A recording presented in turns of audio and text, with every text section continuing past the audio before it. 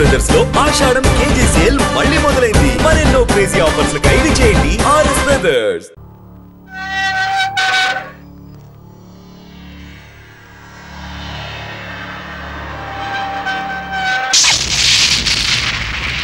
నేను ఇవాళ జైల్లోంచి విడుదలై వస్తున్నాను తెలుసు కూడా వెల్కమ్ చెప్పడానికి ఎందుకు రాలేదే? నాకు ఇక్కడ బోర్డు హోంవర్క్ ఉంది. నువ్వు హోంవర్క్ చేయటమేంటి? ఎగతాళిగా మాట్లాడుకో. ఆ రఘురామయ్య గారింటికి మన కూతురు కోడలుగా పంపడానికి ఇక్కడ నేను ఎన్ని తంటాలు పడుతున్నానో నీకేం తెలుసు? నా గర్భశత్రు ఇంటికి నా కూతుర్ని కోడలుగా పంపిస్తావా? మన జీవితానికి విలన్ అనుకున్న వాడింటికి నాగుపావుని వదిలావనుకో, ఊహించుకో.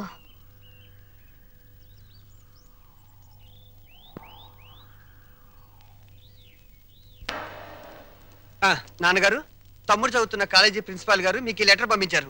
ప్రిన్సిపాల్ చదువు.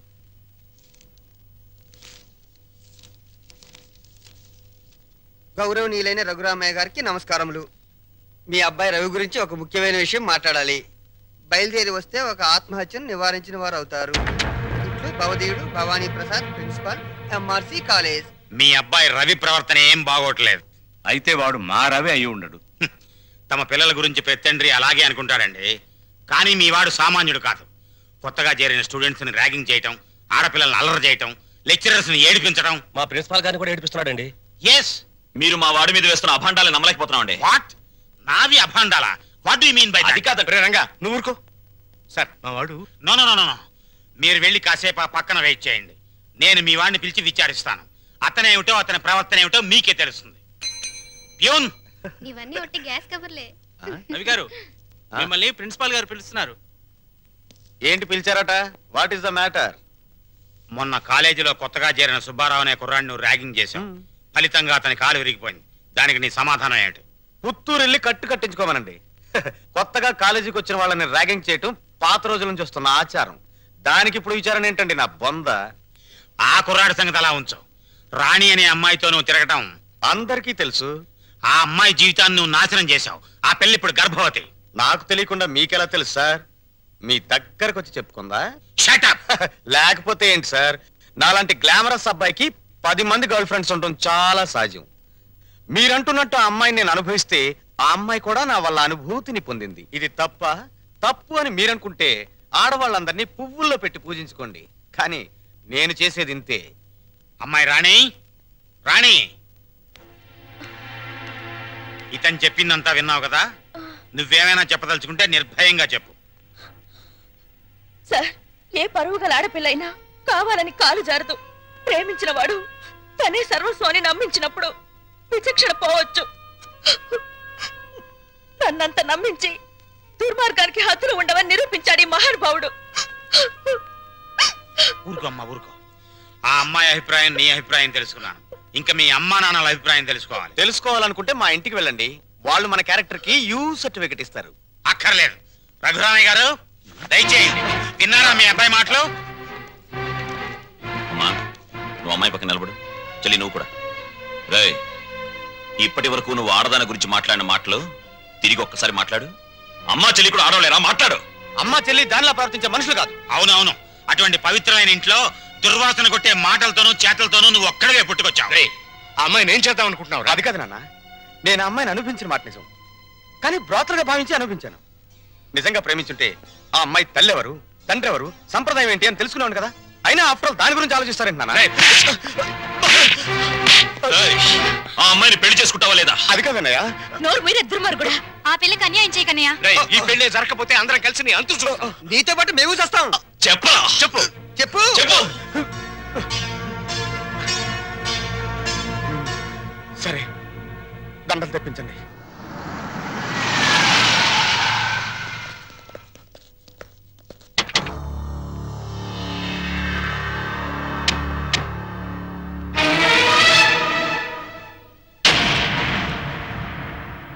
బావా, బావా, బాగున్నావా? ఇంకా బాగోలే. ఆ పిల్లరా నీ కొత్త కోళ్ళం? ఆ పిల్ల ఎవరు కనుక్కో చూద్దాం. నీ వేలు విడవని మేనగోళ్ళం అంటే నీ సొంత చెల్లెలు సవితికి కూతురు. ఈ నా కీపే నీ కొత్త కోడలికి జన్మభూమి. నీకు గుర్తుందా? అప్పుడప్పుడప్పుడప్పుడప్పుడు నా ముఖం మీద నా కొడుకు చేత నువ్వే ఇచ్చావు. ఇప్పుడు నీకు గుర్తొచ్చి ఉంటుందిలే. ఆ ఉమ్ము అప్పుడే తుడుచుకుంటే పోయింది.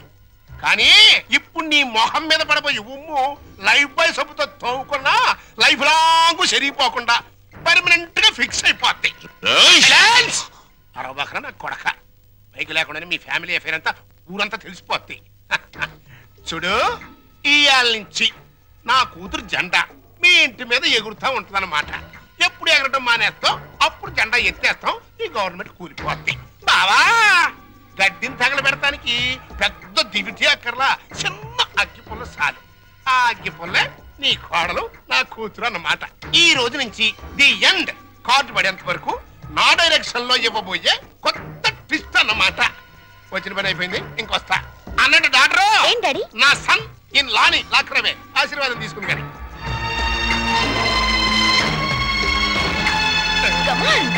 రారన్న సన్నిల్లా.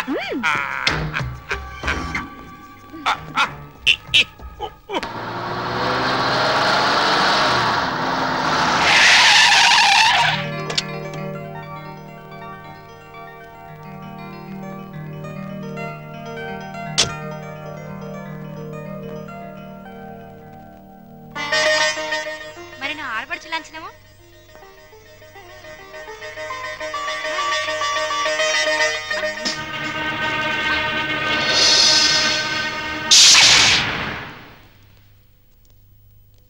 కుడికాలు లోపల పెట్టిరమ్మా.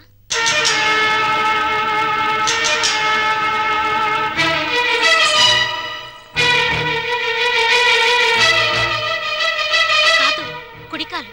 కీప్ లెఫ్ట్ అన్నారు పోలీసోళ్ళు. అవునవును, కీపు ఎప్పుడు లెఫ్టే. వైఫే రైటు. ఈ జ్ఞానం ఎప్పుడు వస్తుందో. అత్తా మామూలుకి నమస్కరించమ్మా.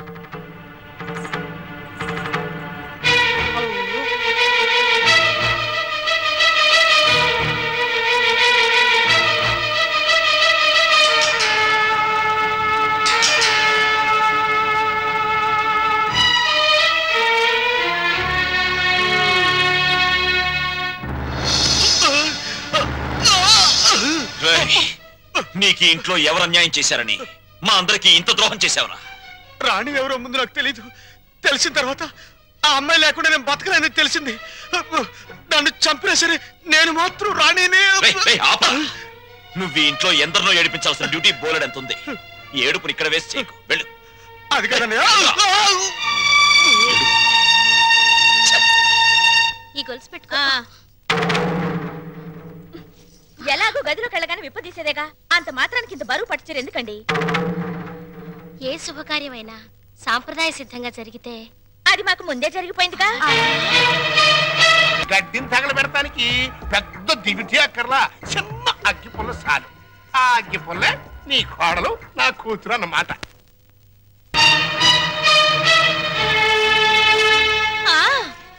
మా అత్తయ్యకి మావయ్యకి అందరికీ తెలుసు. ఆ వీక్ పాయింట్ లీక్ అయ్యాకే నన్ను ఆయనకి తగిలించారు. ఫోన్లేండి, పెళ్లికి ముందు ఏం జరిగినా పెళ్ళయ్యాక ఈ తంతు తప్పదంటే మీకోసం కాసేపు కప్పుకుంటాను.